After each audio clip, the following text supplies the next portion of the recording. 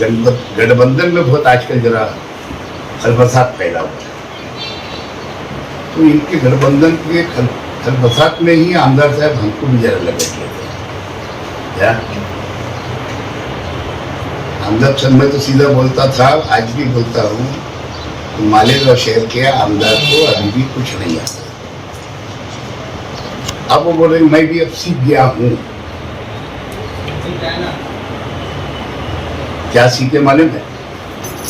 जब इलेक्शन हो जाता है पक्ष से चुनकर आती है कोई और पार्टी से, जैसे पहली टाइम आया 3 मार्च से उनके 28 नगर से हो कारपोरेटर कांग्रेस के साथ पेक्ट करे, महापुर कांग्रेस का बना है ना।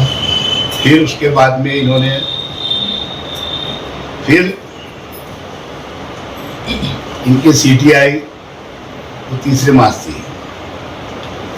फिर ये चले गए वो कौन सा 2 नारियल में, 1.5 नारियल में, फिर उसके बाद में चले गए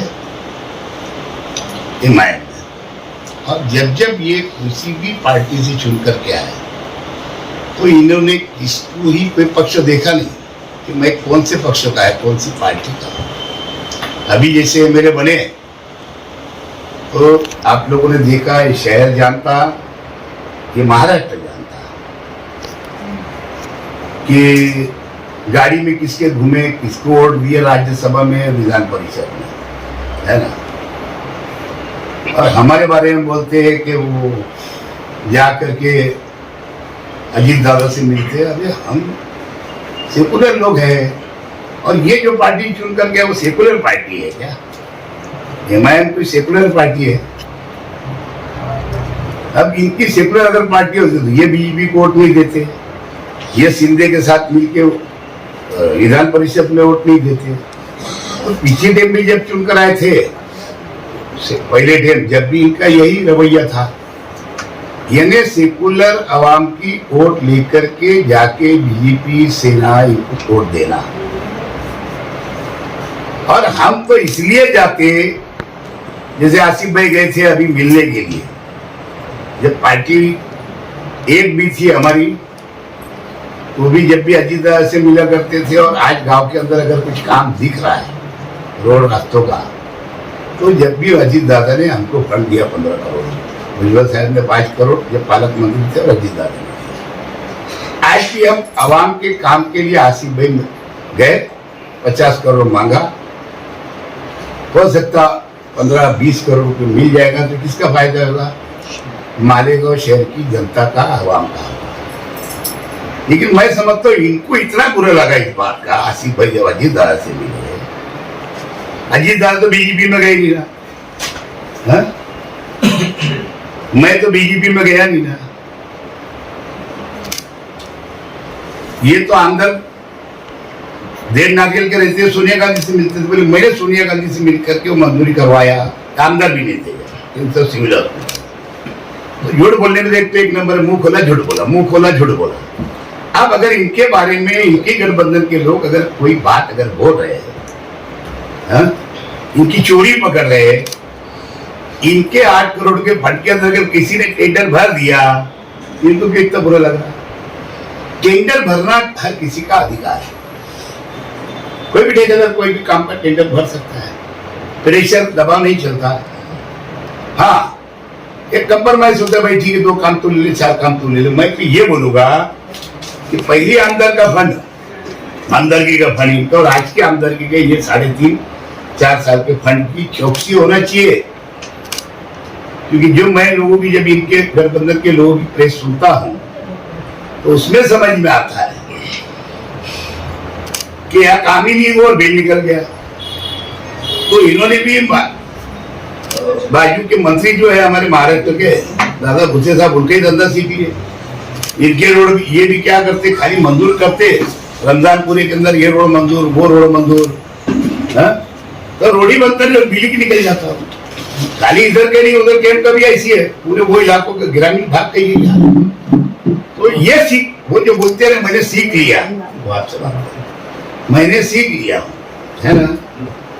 तो ये सीखे उन्होंने, क्या सीखे? रोड बनाना नहीं, बिल निकालना। इसलिए इनके ही लोग अगर इनकी चौकसी करा रहे, तो मैं तो इससे ज्यादा बोलूंगा कि पिछले 5 साल के और अभी के 5 साल के कामों की, इनकी 3.5-4 साल के कामों की चौकसी होना चाहिए। और इसमें चोरी पकड़ी है क्या, दाढ़ी में तिनका क्या बोलते हैं, चोर की दाढ़ी में तिनका। तो ये तो झूठ बोलने में 1 नंबर है। फिर अब चोर कौन है? यहाँ अहमद साहब की एक वीडियो आजकल चल रही है। जो पहले आमदार बने थे हयात थे अहमद, बोले चोर एमएलए। मैं थोड़ा कंफ्यूज हो गया जब इसको बोले कब की है ये। तो ये वो बोले वो ना किसी काम करने देता है ना खुद काम करता है, हर जगह अक्सर डालता है। बोले चोर एमएलए, बोले देवबंद में भी झगड़ा लगा के रखा है। जब मुझे लगा कि नहीं यार ये एमएलए की बात है क्या। और अहमद साहब तजुर्बेकार इंसान थे, उनको समझता था, इसीलिए वो कभी नहीं चाहते थे कि ये राज करके एंट्री करे, क्योंकि एक आलिम बिगड़ता है तो आलम बिगड़ जाता है।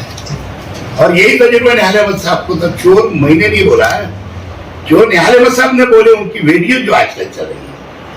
और वो लीडर ऐसे थे कि सब कुछ उनको समझता था।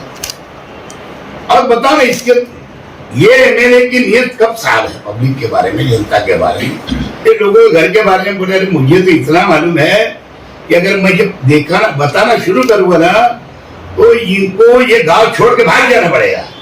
इतनी बुरी बुरी बात है इनके बारे में। लेकिन हम क्या करते हैं, जातियात पे नहीं बोलते, क्या समझे। हाँ, अगर कोई एक इनका कार्यकर्ता बंबई से रह गया, हमारे घर के ऊपर अगर वार करेगा, हमारे को अगर बोलेगा, तो हम कैसे बर्दाश्त करेंगे। अगर हमारी जातियात पे अगर कोई बोलेगा तो हम तो बहुत अलग राजकारण छोड़ के मैदान में आ जाएंगे। लेकिन फिर भी हम राजकारण में, इसके लिए हमें बर्दाश्त करने का मादा है। बहुत सारे वारदातें होती भी है तो हम उसको दरगुजर करते हैं। और सही बात है, इन्होंने ऐलान किया है ना, दरेगांव का सर्कल बना, आमदार मालेगांव का सर्कल बना रहे ग्रामीण में, है ना। आज दादा हुसैन को अच्छे लग रहे, पीछे खराब लगते थे। हमने तो हमेशा 25 साल 30 साल से मेरा रिकॉर्ड है कि मैं प्रेसिडेंट बना शिवसेना से, साथ में सपोर्ट से सब पार्टियां मिलकर बनाई थी। आज महापौर बने तो शिवसेना से, मेरी मिसेज 2 टाइम महापौर बनी, शिवसेना के सपोर्ट से बनी, बीजेपी की भी सपोर्ट रही। तो ये शहर के विकास के लिए सब पक्ष अगर एक आते हैं तो कोई बुरी बात नहीं। और इसीलिए मैं भी जाके मिलूंगा अजीत दादा से, मैं भले ही शरद पवार साहब के साथ हूं, लेकिन अजीत दादा से मैं ही मिल सकता ना। वहां कोई बंदी थोड़ी है, बोर्ड थोड़ी लगा हुआ है कि ये पार्टी का आदमी आकर के यहाँ नहीं मिल रहा, ये पार्टी ने आके फंड नहीं मांगना। जो जाता है विकास निधि मांगता है शहर के विकास के लिए, और ये देने वाले लोग हैं। और जब विलासराव थे कैलाशवासी मरहूम, उनके जमाने में बहुत, मैंने तो बीजेपी वालों को ले गया, शिवसेना वालों को ले गया, आरपीआई वालों को ले गया, आरएसएस वालों को ले गया। तो ये राजनीति का हिस्सा है। किसी का काम करने के लिए अगर एक इंसान अगर चुन कर आ गया तो सबका आमदार होता है, सबका मेंबर होता है, सबका महापौर होता है, सबका खासदार होता है। इसलिए चुनकर आ जाने के बाद में दूजा भाव नहीं होना। जो आया काम लेके चले के पावर रूम पे काम नहीं करे क्या हमने, क्या हमारे खिलाफ नहीं रहते पावर रूम वाले, तो ये अच्छी बात नहीं है। तो इनको जरा अपने गिरेबान पहले झांकना चाहिए आमदार साहब को, उसके बाद दूसरे पे उंगली उठाना चाहिए, है ना। करोड़ा हमने नहीं लिए बीजेपी वालों से, लाखों सीआर हमने नहीं गिने ले।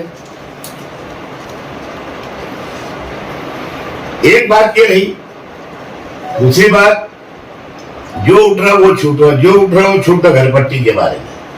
क्या, अरे ऐसा है कि हमारा शहर इतना बड़ा हो गया, हमारे शहर के रोड रास्ते बहुत खराब थे, वो तो हमने ही शुरुआत की। हमने ये शहीद Abdul Hamid road, Kushamba road, Agra road, ये जो बन रहा है ना, ये हमारी देन है अल्लाह के करम से। आज गांव में सीमेंट रोड अगर बन रहे हैं, चल रहे हैं, लोगों को राहत मिल रही है, हमारी देन है। तो कारपोरेशन से करवाया हमने तो आधा, तो आधा गवर्नमेंट से लाए, अब और लाएंगे 15-20 करोड़। इसे कोई बोलना है क्या इसके ऊपर? लेकिन इनकी जली काम मालूम। आसिफ भाई नहीं जाते तो मैं जाके बोलता मैं तुम्हारे साथ रहूंगा, तुम बड़े बीजेपी के साथ जाओ, तुम बीजेपी पार्टी में चले जाओ, मैं तुम्हारे साथ दूंगा। झूठ बोलने में एक नंबर क्या बाबागिरी भी आती है इनको क्या? कोई लीडर के पास जाता लाता लगा देते है ना, इनका धंधा ही हो। पहले तो सुन ही नहीं गया, कहीं वो मनी ढूंढने जाते थे है? क्या कहीं शिकारों के अंदर है शिकार में, लेकिन भाग कर आ गए, दूसरों को बता दिए। तो ऐसा तरीका तो इनका धंधा है। मैं बोलने नहीं जाता, खामोश था इनके बारे में और सभी के बारे में। अभी उठ रहा है छोटा भैया घर पट्टी इसलिए बढ़ेगी। सर्वे जो वो और थी ना, मेंबरों की और थी सबकी, जब कहाँ गए थे था क्या? वहां विरोध क्यों नहीं किया उसने?